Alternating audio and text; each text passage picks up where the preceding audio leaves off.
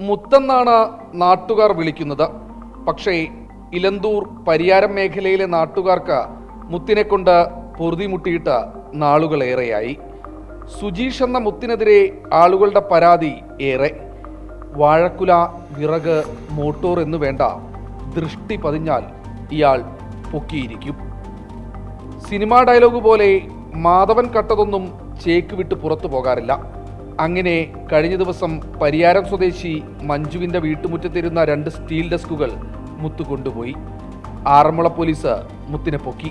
നമ്മൾ ഇത് എടുത്തുകൊണ്ട് പോയ ആളിന്റെ പേര് മുത്തന്ന വിജയൻ എന്ന് പറയുന്ന ഒരു ഓട്ടോ ഓടിക്കുന്ന ഒരാളിനെ വിളിച്ചുകൊണ്ട് വന്നാണ് എടുത്തത്.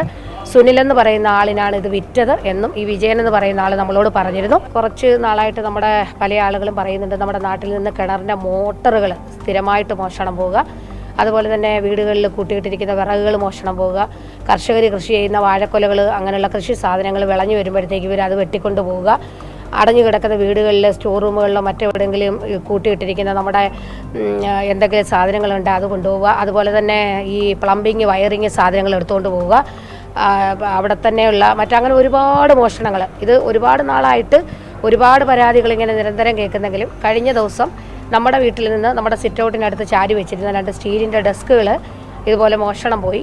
മോഷണം മുതൽ തേടി പോലീസിനധികം മെനക്കെടേണ്ടി വന്നില്ല. നേരത്തെ പറഞ്ഞില്ലേ, മുത്ത് കട്ടതൊന്നും ഇലന്തൂർ വിട്ട് പുറത്തു പോകാറില്ല.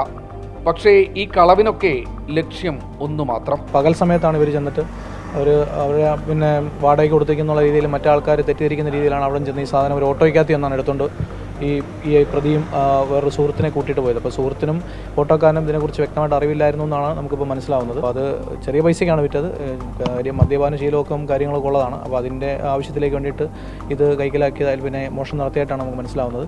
പല മോഷണങ്ങളും ഇയാൾ നടത്തുന്നത് ഒറ്റയ്ക്കല്ലെന്ന് നാട്ടുകാർ പറയുന്നുണ്ട്. കൂട്ടാളികളെപ്പറ്റി ഏതാണ്ട് വിവരം ലഭിച്ചിട്ടുണ്ട്. എന്തായാലും ഇവരും അധിക ദൂരമൊന്നും സഞ്ചരിക്കില്ലെന്ന് പോലീസിനറിയാം.